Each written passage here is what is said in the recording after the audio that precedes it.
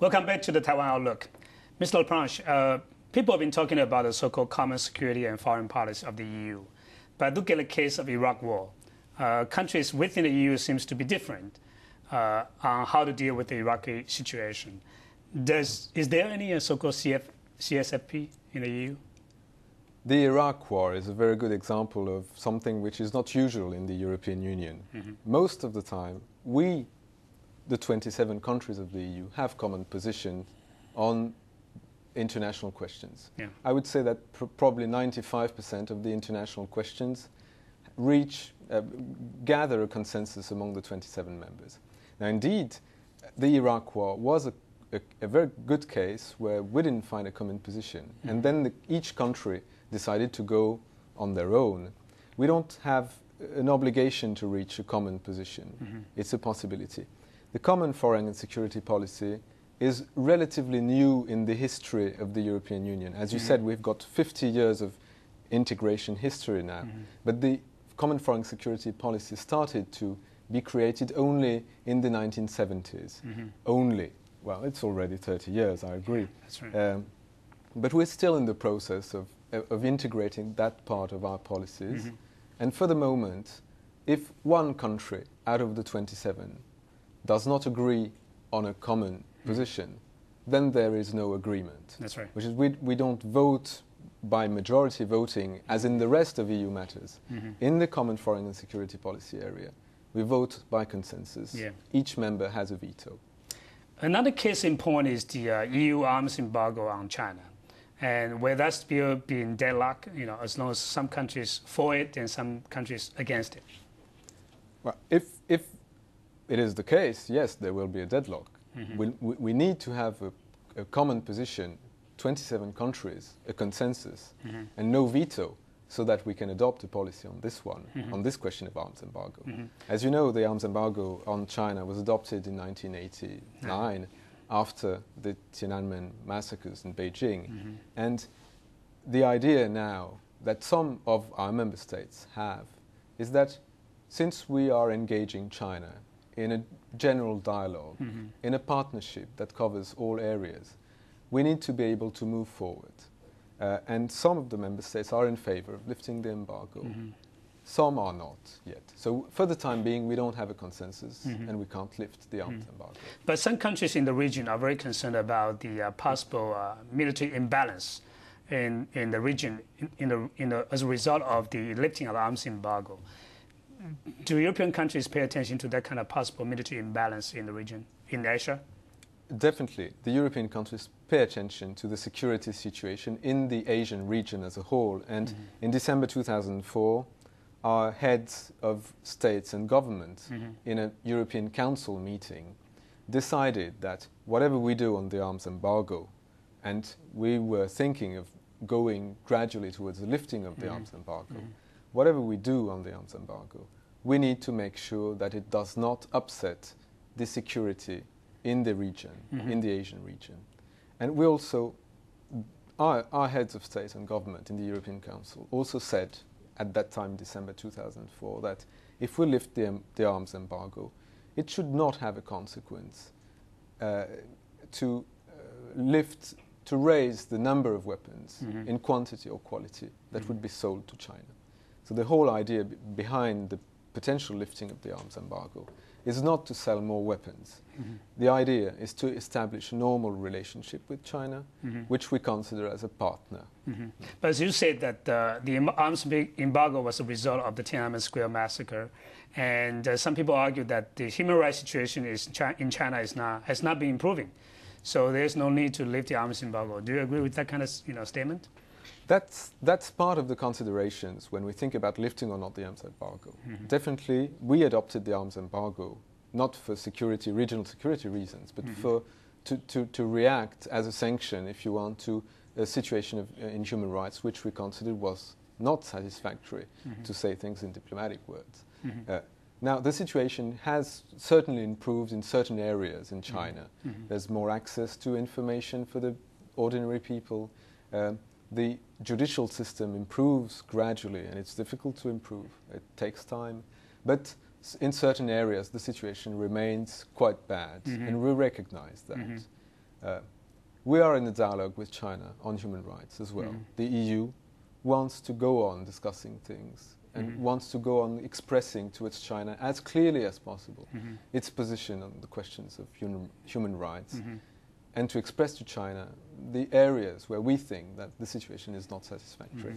So indeed, the question of human rights, we think, the EU thinks, is not yet satisfactory and will be considered when we think about lifting or not the answer. As we know that the EU countries have been very critical of the human rights situation in China.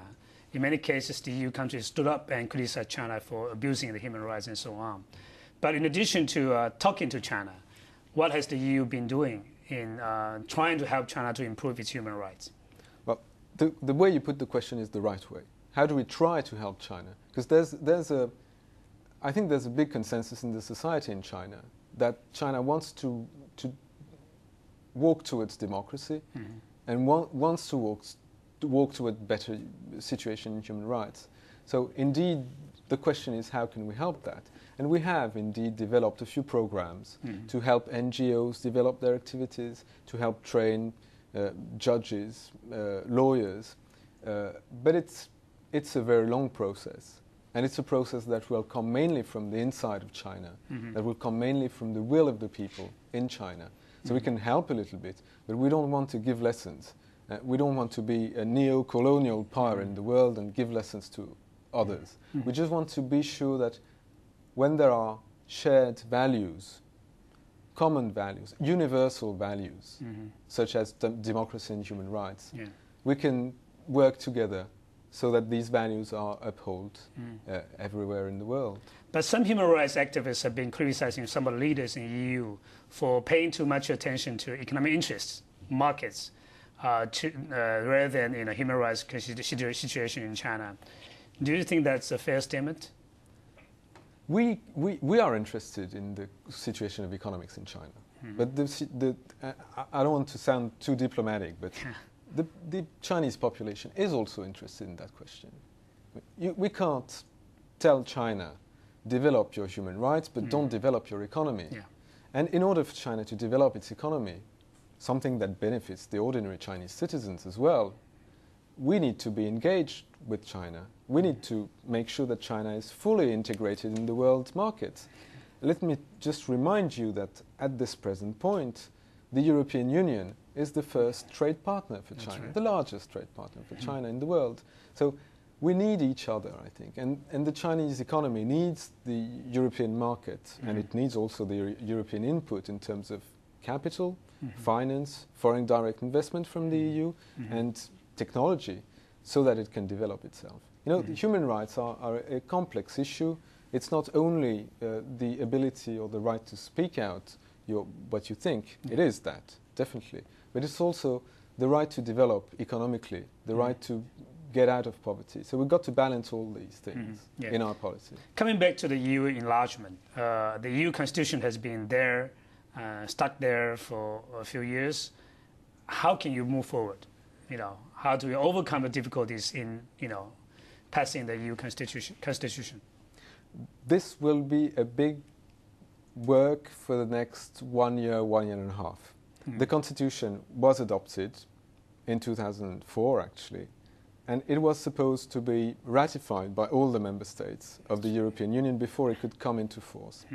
But in 2005, in the spring, in France and in the Netherlands, in 2 referendums, it was faced with a no. And the French people and the Dutch people decided that they didn't want this constitution. As I said before, the people are our masters. So this is the democratic system. We can't impose this constitution on these people if they don't want it. Now the problem is we had a consensus between governments which was difficult to reach, 27 governments, a difficult negotiation. And then 2 people decide to say no. How do we get out of this situation?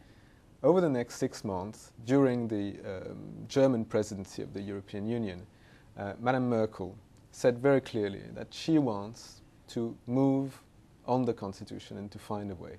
Now, I'm not in a position at all to tell you what will be the way out, but we can think that the text of the constitution will probably need to be rewritten a little bit on the basis of the existing text to satisfy the two countries that said no. So we can't just give them the constitution, the same text again, and tell them vote yes now. This happened in the past, though, in other questions. But it would be too difficult. But for those countries which have already ratified the constitution, do they have to go through the process again? I'm afraid so, yes, because the constitution will change. And it's kind of unfair for the countries who have already ratified the constitution. That's right. They have to start again, even though they said yes, and they were ready to go for it.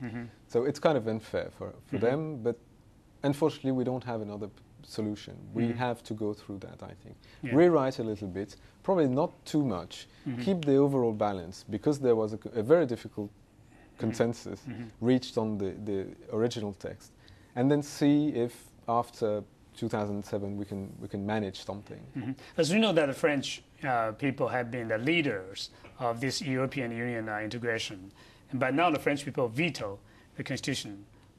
What makes them make that kind of decision to reverse the trend of further integration? The no to the constitution does not necessarily mean no to Europe or no to the European integration. It's a very complex no, and I think that political scientists in France have fed themselves out of writing analysis on why did the French people say no to the constitution. Part of it is because the French people were not satisfied with their current government, so they said no to the government rather than saying no to the constitution.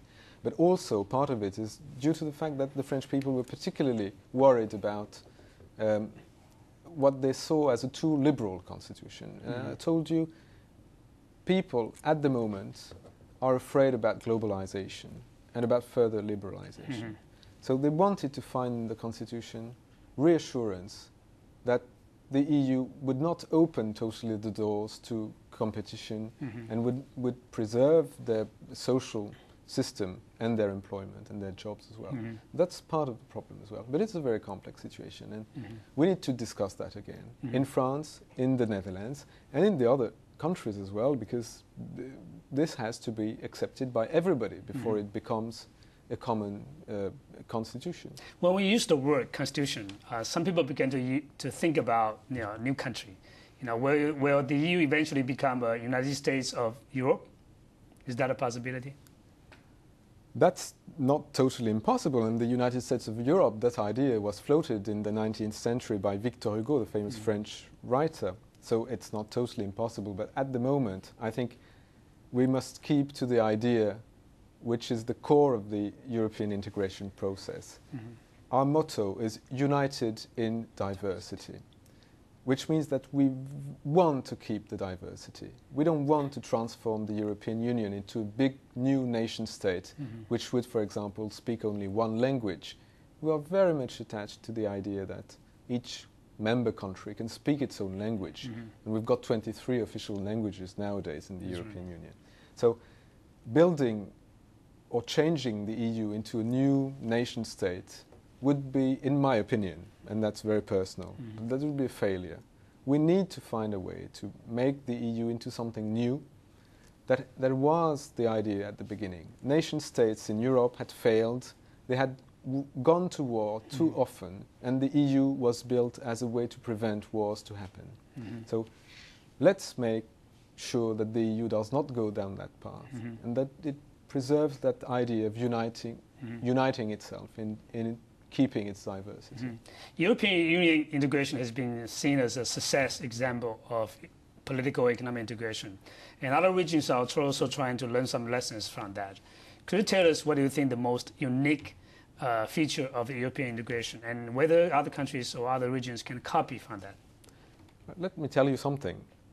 I think that what makes a difference between an ordinary club of country and the European Union is that in an ordinary club, the ideal member is the people you like best.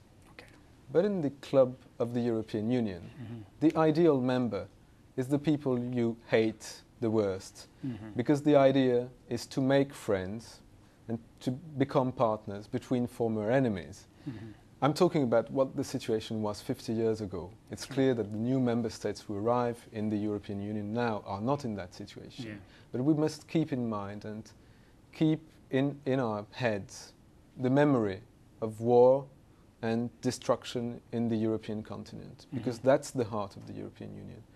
I think it's a good model for other areas or other regions in the world where war is now underway and where people need to find ways to live together in the future.